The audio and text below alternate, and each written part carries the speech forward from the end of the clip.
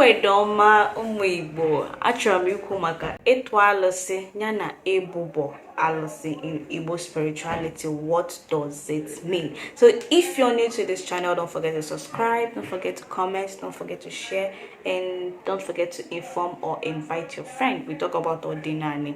We explain the Igbo spiritual system. I read sociology and anthropology, so I research culture and spirituality, and I want people to understand our ancestral system from an ancestral perspective, not from a Eurocentric perspective, because their sentiments, their logic are incoherent and it doesn't represent the true Igbo identity. So let's go into this video proper. Yeah, guys, yeah. So the first one is Gini Baalusi. Now, in Igbo ancestral system, we have deities, or we have power points, we have energy, spirits that were instituted or concentrated for a particular form or purpose. Now, this means that in those days, our ancestors could look at the absence of a child, or because of child or gender mortality, would decide to institute or bring in a deity. So, for instance, deities like Akwali or Ogugu serve as intermediaries to this. So their job is to help to bring in fruitfulness, help to bring in fertility, help to bring in Omomo into the family. So there are other spirits or allosi that were instituted for different other reasons, like for justice. Igbo society instituted things like Udo, because of justice. Now, we use Ekwensu for war, but there are other diluted aspects of Ekwensu, or some deities that are acting as a deity of war in the Igbo system. Now, because of gross injustice, because in those days we didn't really have the Igbo courts, the modern court system, although cases like this are being handled by the elders, Ndichi, Ndiozo, Ezane. But in cases where the truth cannot be ascertained, or in the case of gross injustice, we use the deity to basically pursue justice and attain justice. So they call this process Itu-Alusi in Igbo language. So what kind of cases can these deities what can make a person to basically go through the process of Itu-Alusi? Now, the first one is that it depends. All those things are when you're interacting with somebody and you feel cheated, you feel betrayed, you feel ignored, disrespected, or you feel that somebody is using his or her position to intimidate you, then these are basically one of the ways, or one of the key causes why people go through this process. But cases of stealing, cases of cheating, not on the marital partner, but they handle those ones separately.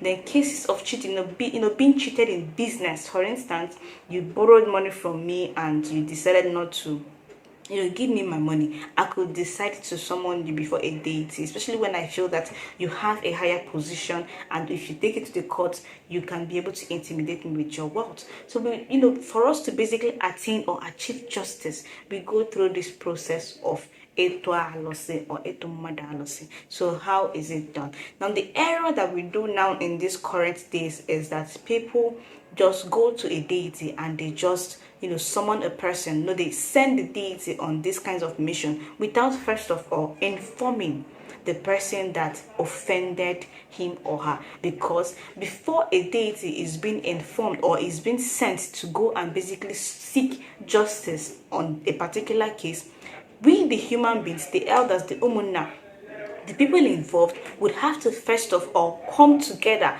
and try to amicably solve this issue. In situations where they cannot solve this issue because of some kind of thing, then they cannot proceed with the process of Itu-Alusi. They cannot proceed with the process of Itu-Alusi, and by doing that, but they'll first of all cover their bases. So first of all, when a person comes, the plaintiff comes and informs an Ezemo, a chief priest, about this particular thing, the first thing the Ezemo or the chief priest is going to do is to first of all inform or call the person that they are being that are being summoned to the deity, come and defend yourself. So you have to come and first of all defend yourself, and you don't come alone, you come with your family. Now the first time is for the family to just deliberate in front of the shrine. They will now say, oh yeah, take your people, go home and ask questions. They go back and they ask questions. They try to ascertain. Now if the elders among themselves are not able to solve this issue, and they are sure because of some irreconcilable differences they cannot basically come to a certain consensus, then they can now go ahead and inform the deity. They will now inform the deity and say, we've tried this thing, oh yeah, go and basically source the truth and seek justice for us. Now these are the cases when it's civil, but normally I think when people come together to solve it, it is going to basically end. So the problem here is that some people do not admit that they've done wrong, or they would declare that because they are Christians that they will not go and answer such summon. Now the chief priest has an obligation to inform this person of what is happening at least 7 times, 7 consecutive times. Now at the 8th time, then no more. The chief priest can now go ahead and do the rites of Itu-Alusi to now officially inform the deity to seek for this justice. So when that is done, the deity does not strike the person immediately. The deity also has to look at the case with his own oramo by also meeting the ancestral and familiar spirit of the person that has refused to be summoned. Now, in cases where the person came, but because they were not able to basically solve it, the deity is still also going to go through this process. The deity would not kill, would not even harm the person immediately. As he asks, then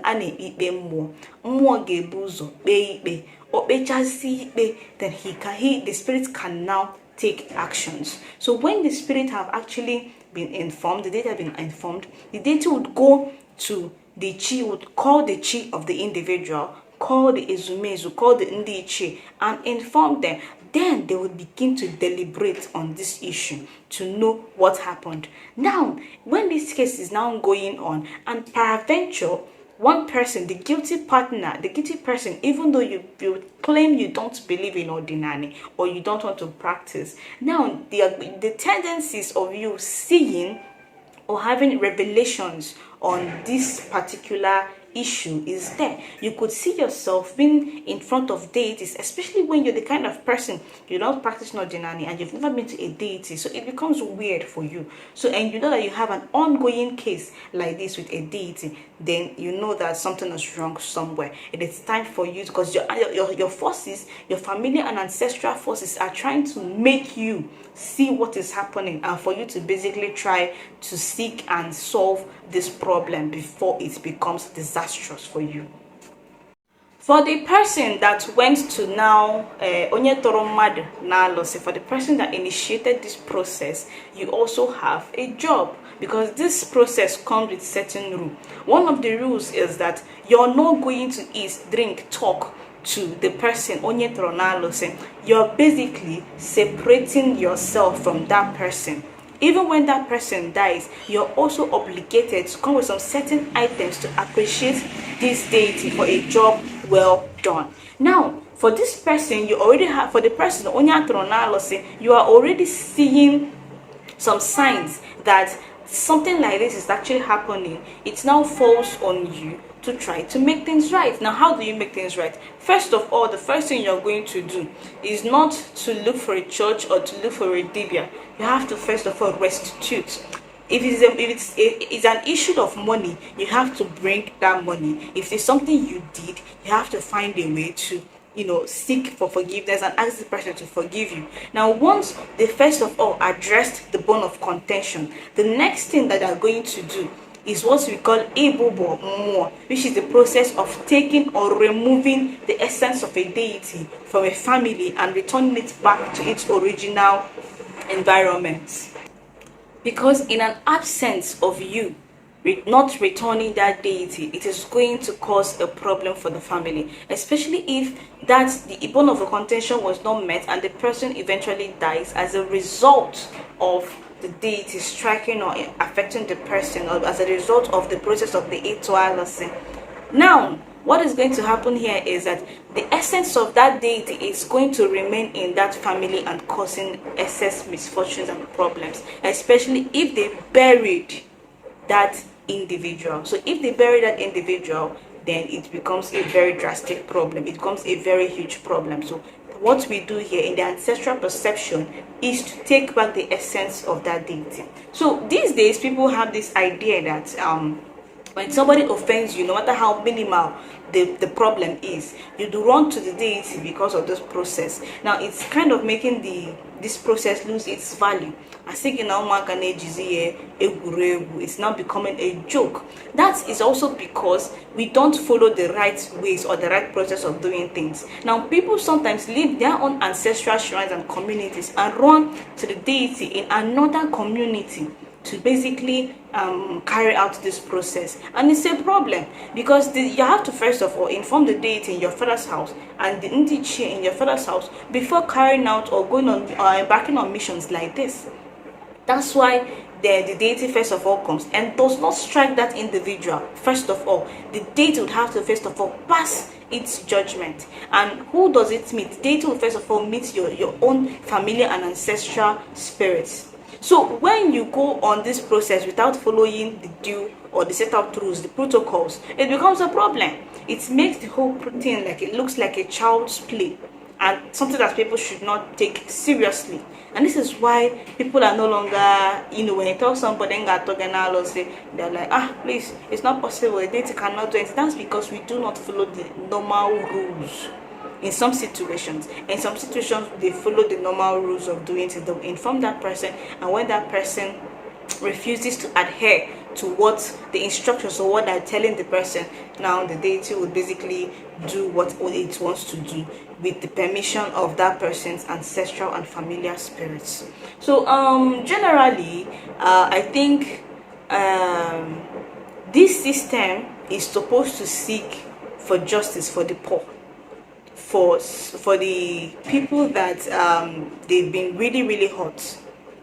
It is not for people to use it, especially when you know that you did not make your money legally, you did not you're wrong in some way, and the same thing that you're doing, you will now decide to punish another person because you know that as your own case with that person, you know that you're right. Maybe let me say for people that are into fraud and somebody scams you, and you now go and tell a deity to go and fight to get your money because the deity has business with you. Although in some situations it does not work, because some Igbo deities, they don't participate in this whole fraud thing. If you're doing it to them, it's an eyesore to them. They don't adhere to you, they don't even listen to you. But there are some deities that it's okay for them. It's okay for them because white people also messed them up and messed up our system. So I believe that deities act and behave like me. If I'm angry, the way I get angry as a human being, that's the same way Igbo deities react. So I say, God nama recording more. That's just another thing. So personally, I feel that our ancestors set this process up in a way that will first of all deliberate and try to solve it without initiating this process of Itu-Alusi. How we the human beings think and reason, it is not the same way that spirits look and see things. So when we are acting or when we are behaving, we should behave in a certain way and also bear it in mind that this spirit does not think and act like us. This is why when a deity starts to kill, it does not just kill the culprit, it keeps killing people in that family. This is because sometimes it will not kill the main culprit but other people, because the deity wants to punish the culprit. So it's as if the innocents are always caught up in this kind of firestorm. So it is not advisable.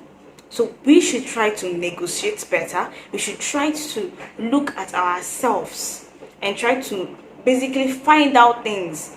As humans, we should live humanly first of all before trying to engage with spirits and seek spiritual helps in this particular case. So yeah, that is the Igbo perception on Itu-Alusi and Itu-Alusi, the process of sending a deity on a message, on a just message and the process of removing the essence of a deity from an ancestry, from a family, or from a family, and returning it back to its shrine or its obi or ancestral location. So if you're interested in this kind of content, don't forget to follow, don't forget to subscribe, don't also forget to comment and share your thoughts with me. If you have any questions, I'm open to answer them.